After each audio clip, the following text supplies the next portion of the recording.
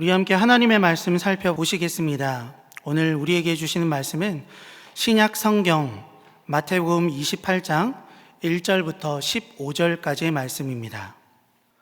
안식일이 다 지나고 안식 후 첫날이 되려는 새벽에 막달라 마리아와 다른 마리아가 무덤을 보려고 갔더니 큰 지진이 나며 주의 천사가 하늘로부터 내려와 돌을 굴려내고 그 위에 앉았는데 그 형상이 번개 같고 그 옷은 눈같이 희거늘. 지키던 자들이 그를 무서워하여 떨며 죽은 사람과 같이 되었더라. 천사가 여자들에게 말하여 이르되 너희는 무서워하지 말라. 십자가에 못 박히신 예수를 너희가 찾은 줄을 내가 아노라. 그가 여기 계시지 않고 그가 말씀하시던 대로 살아나셨느니라. 와서 그가 누우셨던 곳을 보라. 또 빨리 가서 그의 제자들에게 이르되 그가 죽은 자 가운데서 살아나셨고 너희보다 먼저 갈릴리로 가시나니 거기서 너희가 배우리라 하라. 보라, 내가 너희에게 일렀느니라 하거늘. 그 여자들이 무서움과 큰 기쁨으로 빨리 무덤을 떠나 제자들에게 알리려고 다름질할세.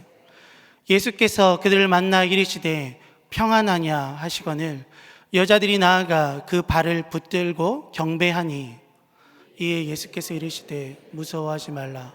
가서 내 형제들에게 갈릴리로 가라 하라. 거기서 나를 보리라 하시니라.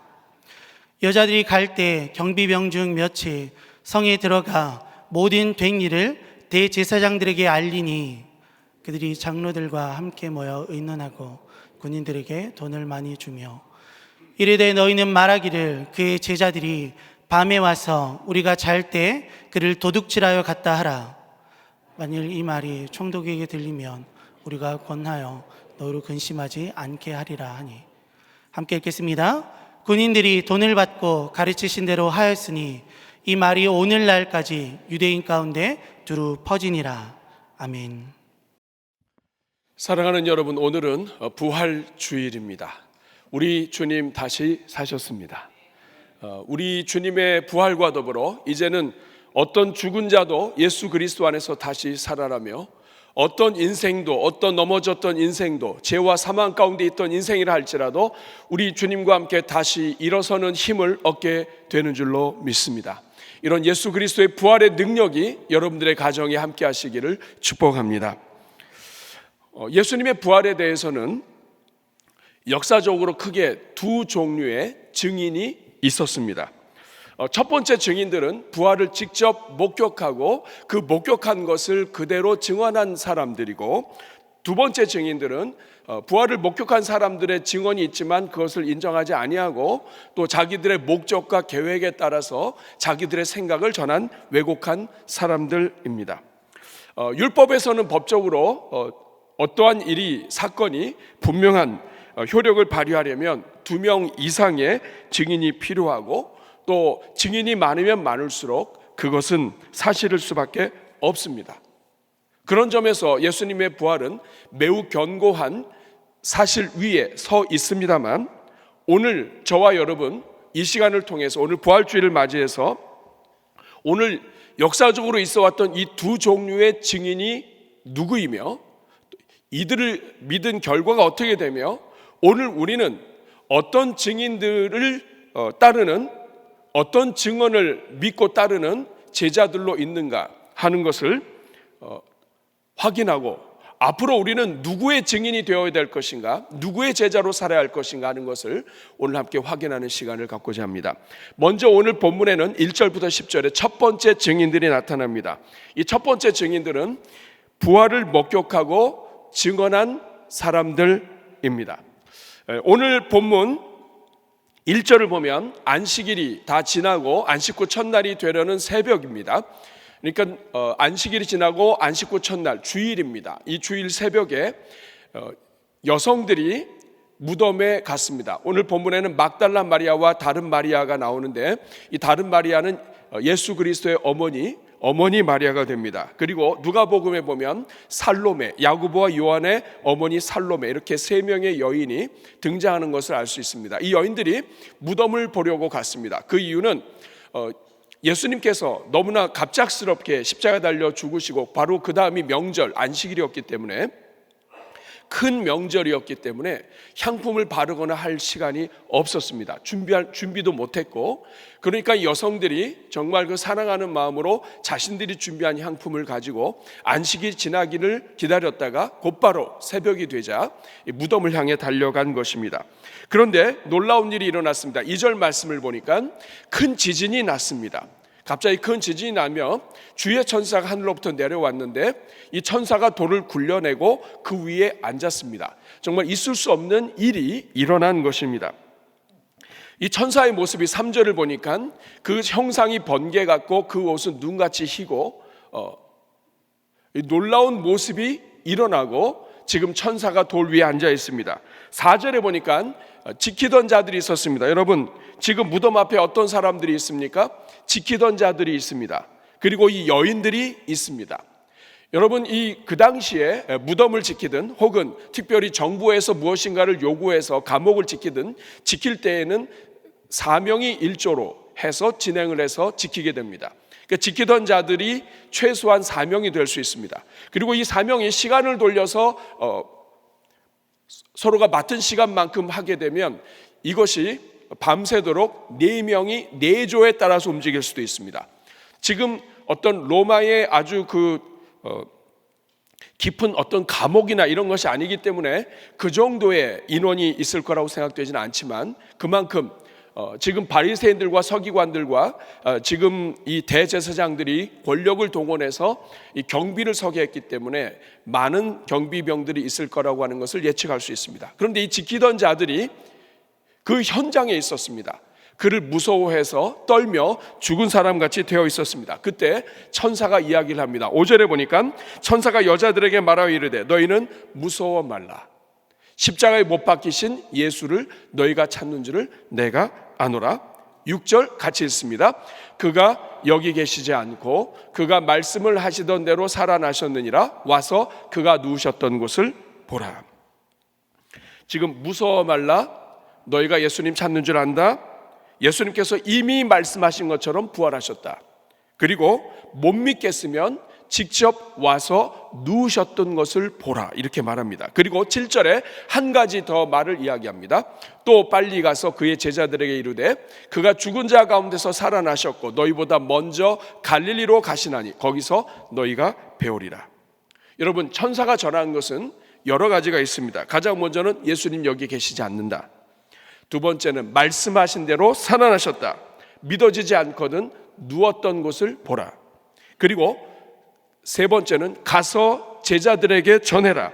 그분이 먼저 갈릴리로 가셨다. 너에게 이른 것처럼 먼저 갈릴리로 갔으니 갈릴리에서 예수님을 만나게 될 것이다 한 것입니다. 여러분, 여기에서 중요한 것은 못 믿겠으면 무덤으로 들어와서 보라는 내용입니다. 도대체 이 무덤 안의 상황이 어떤 상황이었길래 보라고 했을까요?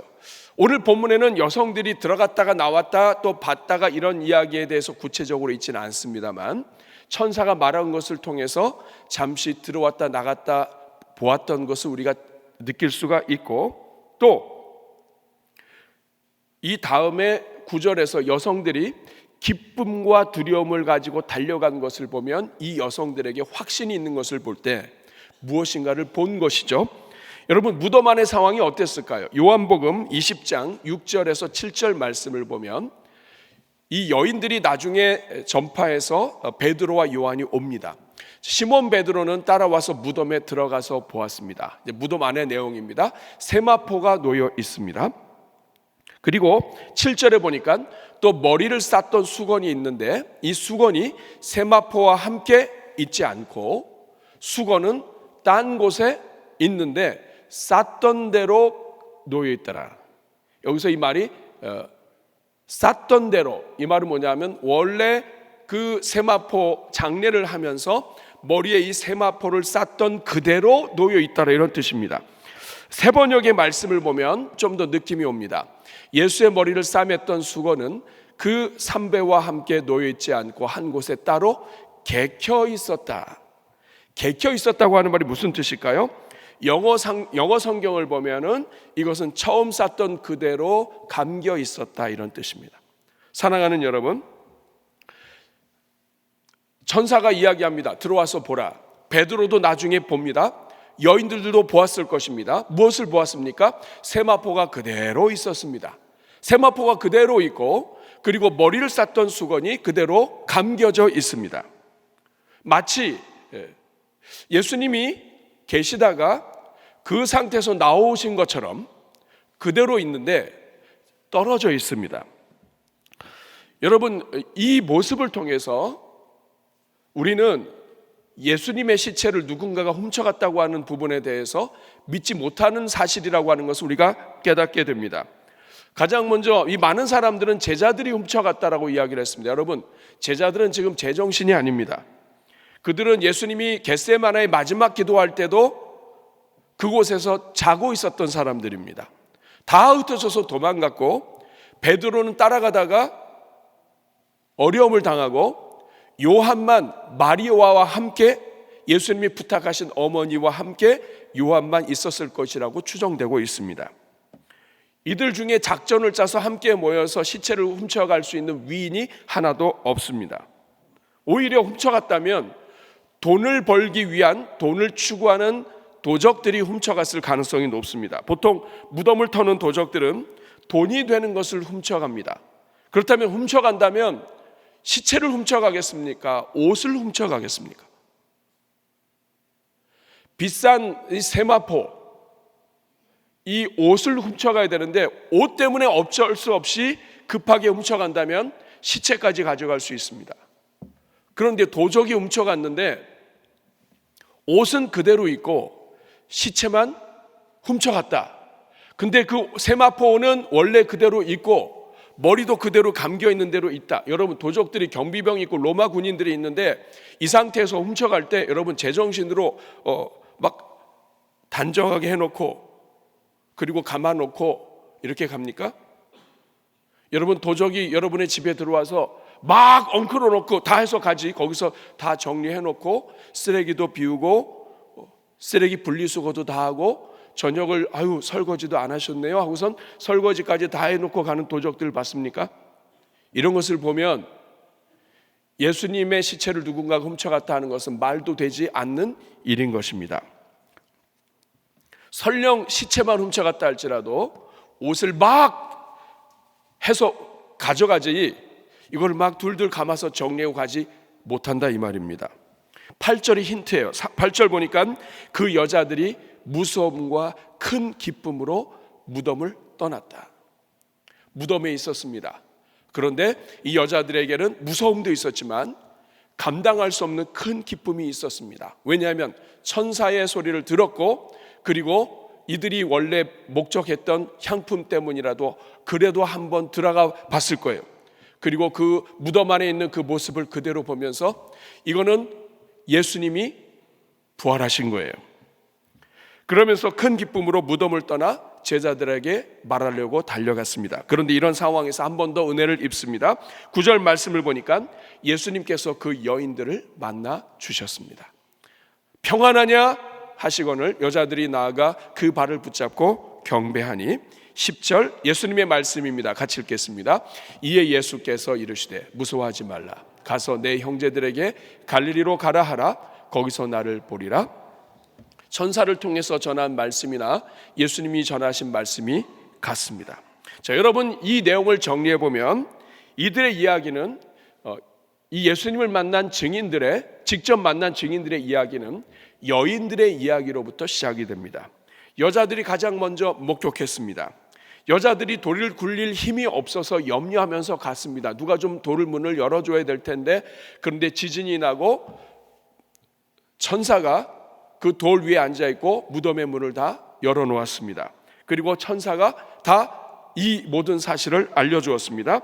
그리고 이 여자들은 무덤에 들어가서 이것을 보고 기쁨으로 나오다가 예수님을 만났습니다. 그리고 이 여인들이 이 모든 사실을 제자들에게 알렸고 나중에 베드로와 요한이 이 무덤에 들어와서 보게 되었고 그 이후로 이 모든 믿음의 일꾼들, 이 예수님을 따르던 사람들이 와서 이 현장을 보게 되었을 것입니다.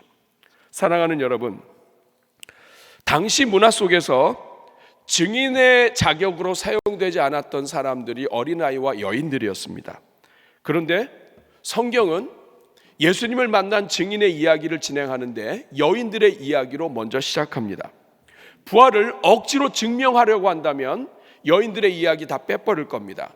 부활에 적합하고 정말 부활을 애써서 막 증명하려고 했다면, 이 예수님의 부활 증명이 안 되면 이 신앙이고 뭐고 기독교가 안 되니까 이 부활을 억지로라도 증명하려고, 무리해서라도 증명하려고 하면 여인들의 이야기는 다 뺀다 이 말이에요. 그런데 여인들의 이야기 할 필요도 없는 이 이야기를 성경은 그냥 다 기록합니다. 왜냐하면 성경은 예수님의 부활을 애써서 증명하지 않습니다. 예수님의 부활을 애써서 증명하는 책이 아닙니다.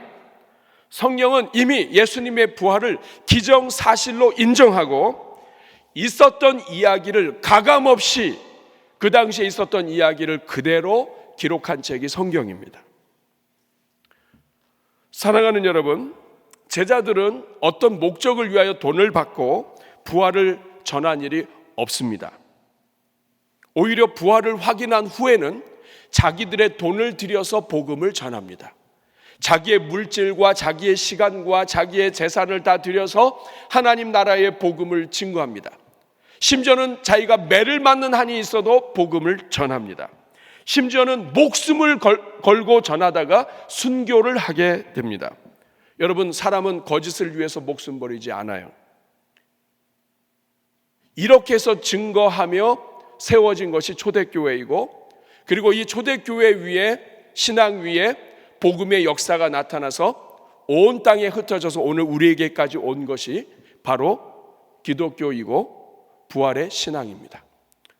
오늘 여러분들은 이 전통 위에, 이 증인들 위에 이들을 따르는 예수 그리스도의 제자들로 지금 이 자리에 계신 것입니다.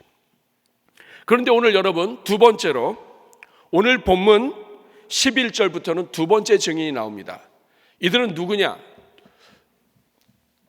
증인의 말을 전했음에도 돈에 매수당해서 증언을 왜곡한 사람들입니다.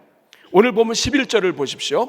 11절에 여자들이 이제 떠나고 나니까 경비병 중에 몇 명이 성에 들어갔습니다. 이 말은 뭐냐면 경비병이 꽤 적지 않았다는 뜻을 이야기합니다. 그런데 성에 들어가서 이 모든 된 일을 대제사장에 말합니다. 여러분, 모든 된 일이라고 하는 것은 큰 지진이 났고 천사가 돌을 굴렸고 천사가 돌 위에 앉아 있었고 예수님이 부활하셨다고 천사가 얘기하는 걸 들었고 예수님이 갈릴리로 먼저 가셨다 하는 이 모든 일들에 대한 것을 지금 이 경비병들이 들었다고 하는 것입니다. 듣고 보고한 것을 얘기한 거예요. 심지어는 경비병들도 그 무덤 안으로 들어갔을 거예요. 그리고 무덤 안에 있었던 그것들까지도 다 보았을 겁니다. 똑같이 보았어요. 그런데 이것을 이제 대제사장들에게 가서 말합니다. 그 이유는 대제사장들과 이 종교 지도자들이 예수님을 십자가에 못 박고 죽이면서 특별히 경비병을 파송하고 무슨 일이 있든지 이 부분에 대해서 보고하도록 서로가 이야기가 되었기 때문입니다. 그런데 12절에 보니까 그들이 장로들과 함께 모여 의논하고 군인들에게 돈을 많이 주었습니다. 그리고 거짓말까지 시킵니다. 13절에 보니까 이르되 너희는 말하기를 그의 제자들이 밤에 와서 우리가 잘 때에 그를 도둑질하여 갔다 하라. 여러분, 이 말은 무서운 말이면서 말이 안 되는 말입니다. 너희는 말하기를 그의 제자들이 밤에 와서, 없었던 이야기죠. 우리가 잘 때에, 여러분, 경비병들의 목적은 지키는 겁니다. 그런데 우리가 잘 때에, 우리가 어쩔 수 없이 잘 때 몇 조를 나누어서 시간을 정해서 지켰음에도 불구하고 잘 때에, 여러분, 이 말은 굉장히 위험한 말입니다. 왜냐하면 그 당시에 경비를 서는 사람들이 잤다, 이 말은 그거는 특별히 죄인이 누구냐에 따라서 사형감이 될 수 있는 거예요. 그런데 우리가 잘 때에 도둑질 해갔다 해라, 큰일이죠. 근데 14절에 이렇게 얘기합니다. 만일 이 말이 총독에게 들리면 우리가 권하여 너희로 근심하지 않게 하리라. 우리가 입 막아 줄 테니까 이렇게 해라 하고선 돈을 주었다는 것이에요. 이것이 바로 그 유명한 시체 도난설입니다. 예수님의 시체를 도난했기 때문에, 부활은 사실이 아니다, 예수님의 시체를 도난당했다. 여러분, 예수님을 믿지 않고 부활을 믿지 않는 사람들에게는 이것만큼 시체 도난설처럼 확실한 변명이 없습니다. 여러분, 시체가 자기 발로 걸어갑니까? 시체가 없어졌다, 이건 누가 손댔다는 거잖아요. 그러니까 이 시체 도난을 당했다, 이것은 굉장히 먹히는 이야기란 뜻이죠. 훔쳐간 것 외에 믿지 않는 사람들이 이 부활을 설명할 길이 없는 거예요. 그러나 역사가들은 도난도 불가하다고 단정합니다. 그 이유는 유대인들 자체가 시체를 첫째는 부정하게 여기고요, 또한 시체를 성스럽게 여기고, 이 두 가지가 같이 존재합니다. 그러니까 시체를 함부로 손대지 않아요. 더군다나 유대인들로 구성된 제자들이 이 시체를 손댄다, 이것은 있을 수 없는 일이고 유대인들의 정서에 맞지 않는다는 뜻입니다. 그리고 또 분명한 사실은 말씀드린 것처럼 죽은 시체를 위하여 순교하지 않는다는 것입니다. 그리고 이 죽었던 시체가 나중에 사도 바울이 복음을 증거할 때 직접 나타나서 당신은 누구십니까? 라고 질문할 때 나는 네가 핍박하는 예수라 라고 말할 수 없는 것입니다. 죽었던 시체를 계속 만나고, 이 사람도 만나고 저 사람도 만나고, 그리고 오늘 이 자리에 있는 여러분들까지 우리가 살아계신 주님을 만나는 일들, 부활하지 않으면 있을 수 없는 일들인 것입니다. 2016년도에 중앙일보에 게재된 내용 중에 영국 옥스퍼드 대학교 물리학자였던 데이비드 그라임스 박사의 논문이 소개된 적이 있습니다. 음모론의 생존력. 어떤 음모론이 일어났을 때 이것이 생존할 수 있는 그러한 힘, 이것은 숫자에 따라 좌우된다는 거예요. 어떤 사람들이 어떤 조직이나 단체가 사실을 사실이 아니라고 음모를 꾸몄을 때 결국에는 다 드러난다 하는 거예요. 그러면서 이 예를 들었던 것이 1969년 아폴로 11호가 달에 착륙을 했는데 이것을 싫어하는 사람들이 음모론을 만들었습니다. 그래서 달에 착륙한 일이 없다라고 서로 이렇게 주장했다면, 이 없다고 주장한 것에 대한 이 사람들이 있었을 거예요. 이 사람들이 음모를 가지고 했던 이것이 결국에는 펼쳐질 텐데, 이 3년 8개월이 지나면 자연스럽게 거짓이 드러나게 되어 있다. 또 소아 백신이 그렇지 않은데 유해하다, 이 백신 잘못됐다 해서 이 백신에 대한 것을 정부와 세계보건기구가 숨기고 있다라고 하는 이러한 음모론이 있다면, 이것도 아무리 비밀을 유지해도 이게 그런 일이 없고 음모한 것이다라고 한다면 3년 2개월이 지나면 들통난다. 그 이유가 뭐냐? 숫자 때문이라는 거예요.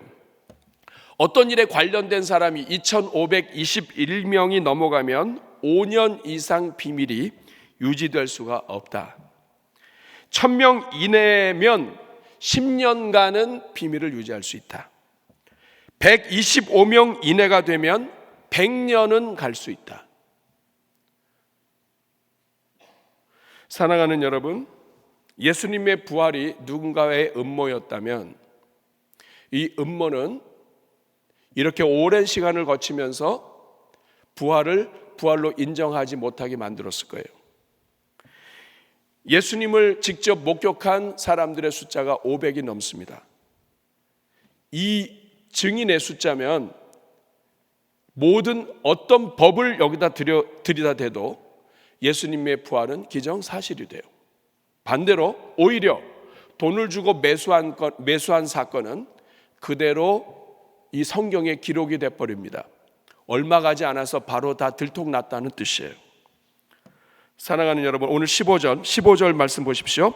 군인들이 돈을 받고 가르친 대로 하였으니 이 말이 오늘까지 유대인 가운데 두루 퍼지니라. 사랑하는 여러분, 오늘 부활주일 아침입니다. 예수님의 부활에 대해서 역사적으로 두 가지 증인이 흘러내려오고 있습니다. 하나는 있는 그대로 기록하고 예수님을 만난 사람들의 증언의 이야기가 내려오면서 오늘날 교회까지 연결된 이야기고, 또 하나의 증인은 예수님의 부활을 목격한 자들의 증인이 있었음에도 불구하고 내가 믿는 과학이나 내 생각이나 나의 유익이나 나의 정치적인 입장이나 또 이런저런 이유 때문에 심지어는 돈으로 매수까지 해서 이 모든 일들을 막고자 하는, 부활이 사실이 아니라고 하는 사람들의 증인 이야기가 오늘날까지도 이어져 내려오고 있습니다. 사랑하는 여러분, 여러분들은 누구의 증인을 따르고 있습니까? 어떤 증인의 이야기를 여러분은 따르고 있습니까? 이것은 작은 문제가 아닙니다. 예수님이 진정으로 부활하셨고 이것이 사실이라고 한다면 예수님이 하신 모든 말씀은 다 사실이 됩니다. 예수님께서 다시 오시겠다고 하시는 말씀도 사실이 됩니다. 인류의 어느 누구도 풀지 못했던 사망 권세를 뛰어넘으신 일이 우리 주님에게 일어났다면, 그리고 그 주님께서 약속하신 모든 것들은 반드시 이루어질 수밖에 없는 일입니다. 그래서 사도 바울은 고린도전서 15장 17절 19절에서 이렇게 이야기합니다. 같이 읽겠습니다. 그리스도께서 다시 살아나신 일이 없으면 너희의 믿음도 헛되고 너희가 여전히 죄 가운데 있을 것이요, 또한 그리스도 안에서 잠자는 자도 망하였으리니 만일 그리스도 안에서 우리가 바라는 것이 다만 이 세상의 삶뿐이면 모든 사람 가운데 우리가 더욱 불쌍한 자이니라. 그러나 예수 그리스도께서 살아나셨기 때문에 오늘 우리는 가장 불쌍한 자가 아니라 가장 확실한 자요, 그리고 가장 은혜를 입은 자요, 영원한 생명이 보장된 자요, 예수 그리스도와 함께 부활하는 자로 우리가 변화되었음을 믿으시기 바랍니다. 사랑하는 여러분, 한 가지 말씀드리고 마치겠습니다. 바닷가에서 우리가 모래성을 쌓을 때가 있습니다. 모래성을 쌓는 것도 예술입니다. 진짜 정말 멋있게, 어떻게 저렇게 이 모래를 가지고 저렇게 쌓을 수 있을까? 정말 멋있게 모래성을 쌓는 사람들이 있습니다. 예술가들은 특별히 하와이라든지 아니면 곳곳에 이런 관광지에서는 바닷가에서 모래성을 쌓아서 그것을 가지고 또 작품 전시도 하고 그리고 서로 대회도 하고 합니다. 그런데 여러분, 그 모래성으로 아무리 귀하게 짓고 아무리 멋있게 져도 물기가 빠지면, 바람 불면, 파도가 한번 덮치면 그 모든 것은 다 무너져 버립니다. 진리 위에, 반석 위에 세워지지 않는 것은 그 어떤 화려함과 그 어떤 멋있음과 심지어는 그것이 예술성이 있다 할지라도 그거 오래가지 않습니다. 진리 위에 서 있는 것, 하나님의 말씀 위에 서 있는 것, 이것이 영원합니다.